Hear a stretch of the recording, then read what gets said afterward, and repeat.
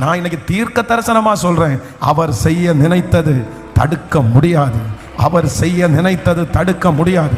அந்த திருமண காரியத்தை தடுக்க முடியாது, அந்த சமாதானத்தை தடுக்க முடியாது, அந்த வருமானத்தை தடுக்க முடியாது, அந்த உயர்வை தடுக்க முடியாது. ஓ, கர்த்தர் உங்களுக்கு செய்யணும்னு நினைச்சதை ஒரு மனுஷனாலும் தடுத்து நிறுத்த முடியவே முடியாது. ஆமேன். துஷ்ட ஆமான் முருதகாய்க்கு விரோதமாய் எழும்பி அதை தடுத்து நிறுத்துறதுக்கு தான் முயற்சி எடுப்பான். அந்த முருதகாய்க்கு எதுவுமே கிடைக்கிறதுக்கு ஆமான் கண்டிப்பா விட்டிருக்கவே முடியாது. ஆனா ஆண்டவர் முருதகாய்க்கு செய்யணும்னு ஆண்டவர் நினைச்சிட்டாரு. ஆண்டவர் செய்யணும்னு நினைச்சதை அதே இடத்துல இருந்த ஆமானால தடுத்து நிறுத்த முடியல. அவனுடைய வஞ்சகத்தால தடுத்து நிறுத்த முடியல.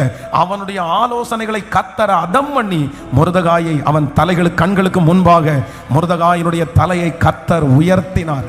கத்தர் உயர்த்தினார். சொல்லுங்க, எல்லாரும் கைகளை உயர்த்தி சொல்லுங்க, நீர் செய்ய நினைத்ததை தடுக்கிறவன் யார்? தேவரீர், நீர் சகலத்தையும் செய்ய வல்லவர். நீர் செய்ய நினைத்ததை தடுக்க முடியாது. தடுக்கணும்னு நிறைய பேர் நினைச்சிட்டு இருக்கிறாங்க. இவனுக்கு முட்டுக்கட்டை போடணும்னு நிறைய பேர் நினைச்சிட்டு இருக்காங்க. உங்களை அடுத்த இடத்துக்கு கொண்டு போக விடாதபடி ஏதாவது ஒரு முயற்சி எடுக்கணும்னு நினைச்சிட்டு இருக்கிறாங்க. ஆனா இந்த நாள் ஜெபத்துல கர்த்தருடைய ஆசீர்வாதம் உங்களோடு கூட இருக்கிறதுனால கர்த்தர் கிருபையாய் வாக்கு கொடுக்கிறார். இல்ல, அந்த மனுஷன் தடுக்க முடியாது. அந்த தடைகளை கர்த்தர் இன்றைக்கு உடைக்கிறார். அடுத்த வருஷம் உங்களுக்கு வரப்போகிற ஒரு நன்மையினுடைய தடை இன்றைக்கு உடைகிறது. 3 ஆண்டுகள் தாண்டி உங்களுக்கு வரப்போகிற ஒரு நன்மையினுடைய அந்த தடை இன்றைக்கு உடைகிறது.